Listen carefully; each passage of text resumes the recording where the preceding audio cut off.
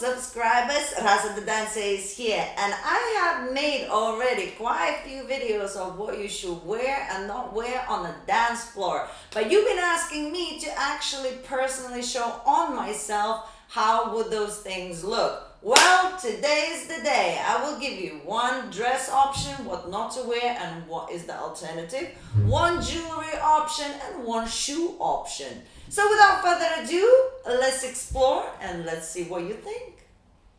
Alright, so I picked this dress because this is a common mistake that we do. We put something on and it looks beautiful. It's a wonderful dress. Oh my God, I will look so amazing tonight.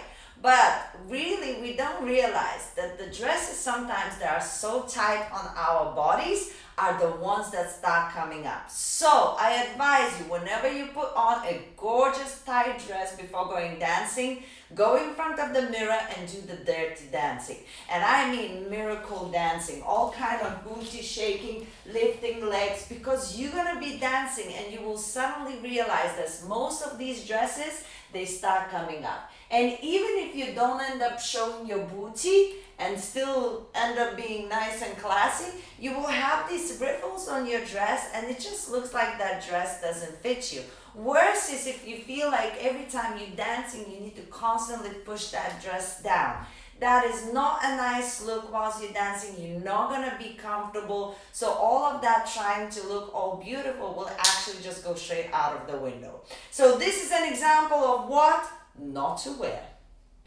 Okay, so this is an example that is a yes, okay? If you notice, this dress is just as tight as a previous one, so it's literally an alternative. But the reason this dress works because the material is much lighter, and if you notice, it's extremely stretchy. So it seems like it's tight because it's fitted, right? But it's actually super stretchy. We can put many people more inside this. It's just a very forgiving material. And it has a little bit of a ripple. So even if it would come up a little bit, which it doesn't, then still it would look much better than the other one because it's already rippled. So it will always look a little bit more flattering on your body. So it doesn't matter what you do here, you can even spread your legs and it exactly stays where it needs to stay. And that's because the material is soft, it's really light, and it has that stretchy nice thing that is just light on your body rather than super strict. It is time to talk about the shoes. Now, these shoes is a no-no. And keep in mind, I can wear and get away with most of the heels. I've been wearing heels since I'm 4 years old. I've been dancing ballroom. Heels is not an issue. But certain shoes are horrific for dancing. For example, these ones. It's not so much that it's a high heel. The shoes are so stiff and so high that my arch, it doesn't move. I cannot go any higher on my arch than I already am. And this causes a problem because you end up dancing like this because your ankles and your toes are just locked. They cannot move. So you can try to do as much movement as you can, but you will find yourself constantly restricted.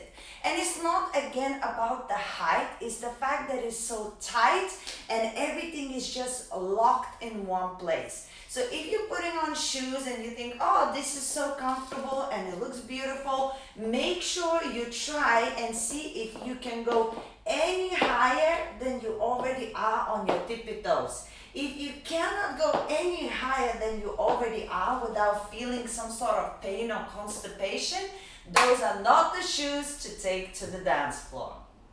And this is an example that is definitely perfect for dancing. And as you can see, again, it's super high heels. So I'm showing you exactly the alternative. But you see what's the difference? Have a look.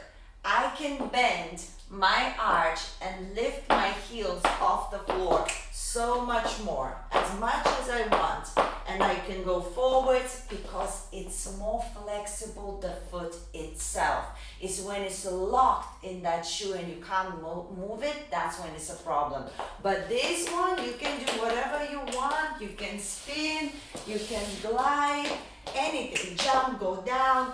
It's just perfect. So it's not about how tall the heel is, it's about how elastic the shoe, how much mobility you have, how stable you feel, and does it work with your arch.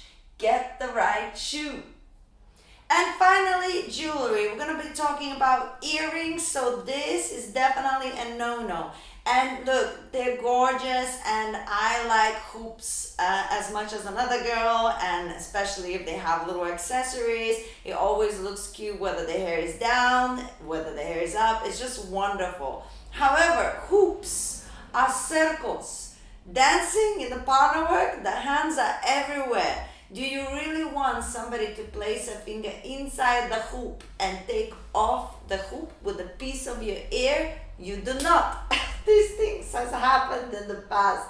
Or you might just lose your hoop or something, you know?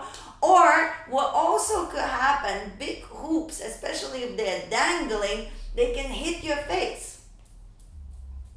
And oh my eye, imagine spinning constantly and constantly being hooped by your own hoop in your own face. So this is definitely not a good piece of accessory for dancing. You still can wear hoops, but of course a smaller one where it's less likely somebody's finger going inside it. And this one is a very simple one, but there are small little hoops that also have sparkles. So you could have dramatic little hoops, they just a little bit smaller. Now, you can also go for a completely different situation, a bit more drama. This earring has like a nice front and a nice back, so when it closes, it kind of locks. It stays in place, but it's a very different look. Everybody's attention is gonna be drawn to it, so you're gonna get that effect of, wow, nice big earring on my ear, and yet it's securely placed and it's sparkly and it's not gonna take your ear out, or you're not gonna lose it on the dance floor as well, and it's just gonna be so much more comfortable for you to enjoy the dancing.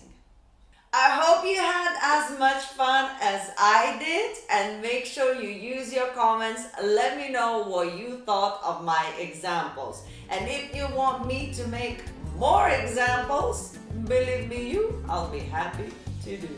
And now check out these other videos that I have made about what not to wear and what to wear. And let's keep on exploring things together. Mwah!